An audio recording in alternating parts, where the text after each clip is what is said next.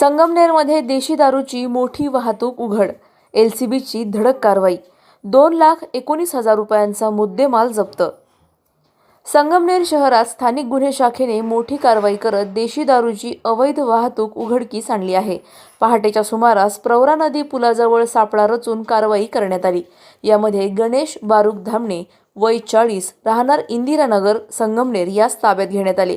त्याच्या ताब्यातून 19,520 रुपयांची देशी दारू व 2 लाख रुपयांची हुंदाई एसेंट कार असा एकूण 2,19,520 रुपयांचा मुद्देमाल जप्त करण्यात आला आहे. ही दारू उमेश सूर्यवंशी राहणार अकोले नाका संगमनेर याच्याकडून आणल्याची माहिती आरोपीने दिली आहे. या प्रकरणी संगमनेर शहर पोलीस ठाण्यात महाराष्ट्र दारूबंदी कायद्यानुसार गुन्हा दाखल करण्यात आला असून पुढील तपास सुरू आहे. प्रतिनिधी जाकीर शेख, अहिल्यानगर.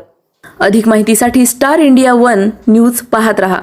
चॅनलला सबस्क्राईब करा आणि अशाच अपडेट्ससाठी बेल आयकॉन दाबा.